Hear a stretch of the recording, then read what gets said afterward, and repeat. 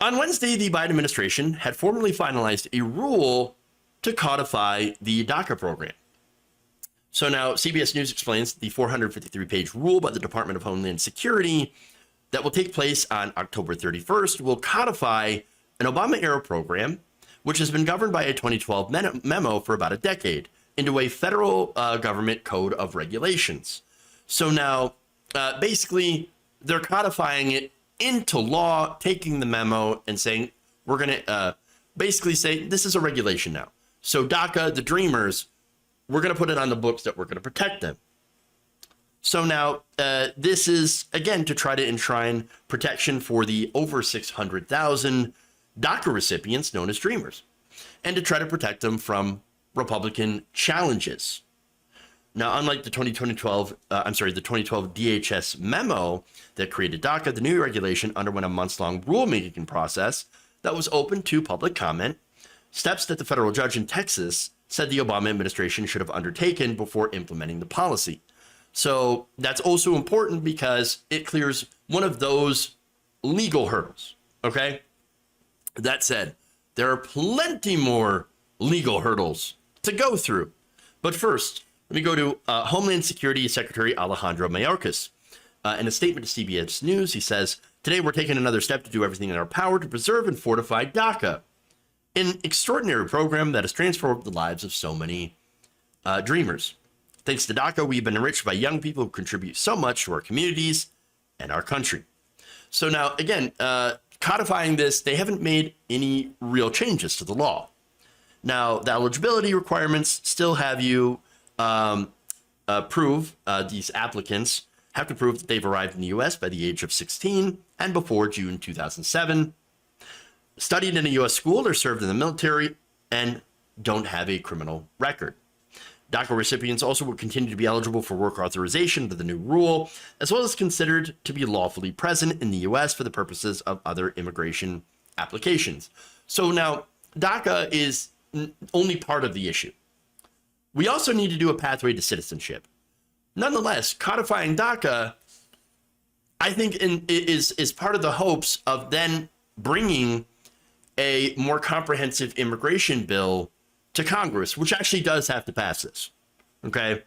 To pass an immigration bill, not the DACA rule. So look, overall, I think this is a good program. I support DACA. These are people that came to the United States as children through no fault of their own. They don't have the lives in the places that Republicans want to send them back to. The places that they left. Many probably don't even speak the language, but more importantly, they have lives in America. We should welcome them here. But look, and by the way, extend a pathway to citizenship. That's what a moral, good nation does. Now, unfortunately, look, again, this shouldn't be a partisan issue, but it is, because Republicans have doubled down on racism, on xenophobia, and they cite the Great Replacement.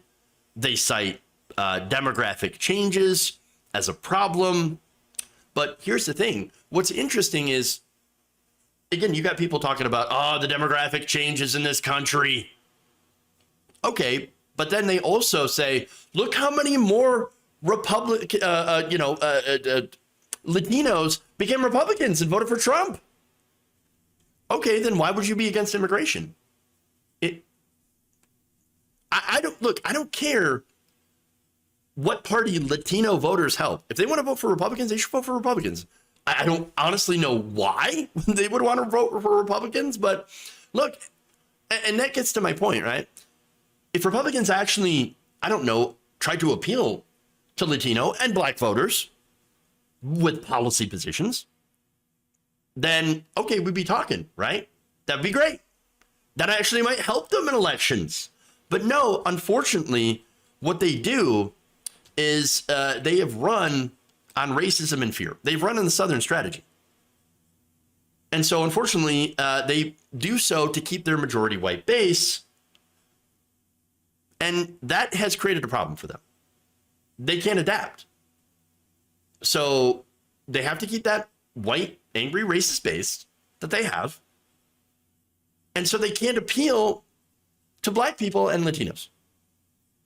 So that said, They try to then block immigration reform. And by the way, I agree with Republicans and anybody who points out that we do have a broken immigration system. We do. I do think that we need more judges at the border. I think we need more funding to go to processing of asylum claims. I think we need more personnel to deal with the influx of migrants. I think we need to continue to vet the people that are coming in. I think those things are very important, right?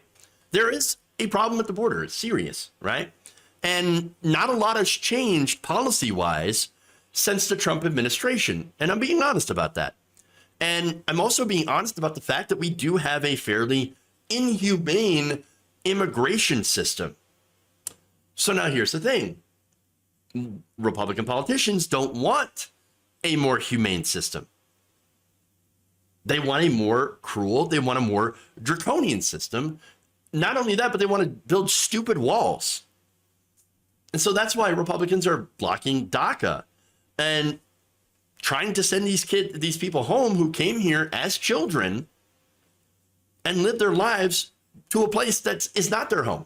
They're sending them away from their homes to somewhere else.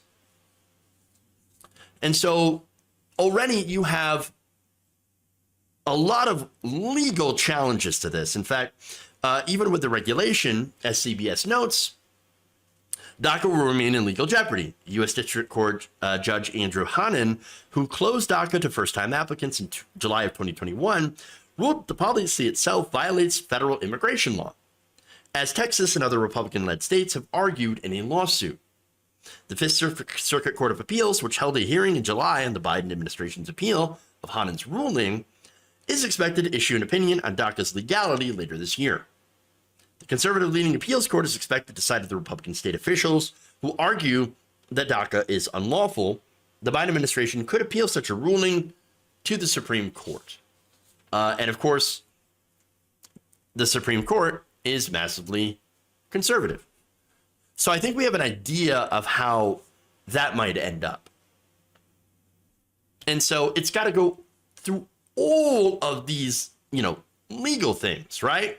Now, that said, that presents a problem to people who, again, should be protected by DACA. CBS explains that the ongoing litigation could keep DACA closed to new applicants and even lead to complete termination, a scenario that would bar the program's beneficiaries from working in the U.S. legally and render them eligible for deportation, though they would likely not be prioritized for arrest under the Biden administration. So now, of the Biden administration, here's what an official with the DHS said. He said the Biden administration will continue to defend DACA against lawsuits in the event of another adverse court ruling. The administration will assess our response and our options for continuing to protect the program, the official said.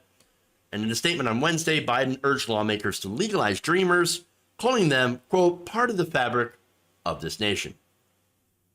I will do everything within my power to protect dreamers, but congressional Republicans should stop blocking a bill that provides a pathway to citizenship for dreamers. It is not only the right thing to do, it is also the smart thing to do for our economy and our communities. Look, unfortunately, Republicans, they're not going to stop blocking that kind of bill. The only way to get through something through Congress is to either end the filibuster or to get enough Republicans on board. You have to get 10. Right now, I don't see that happening. So it looks like right now, DACA is ultimately still in the hands of the courts, even with this rule change. So they're not out of the woods yet,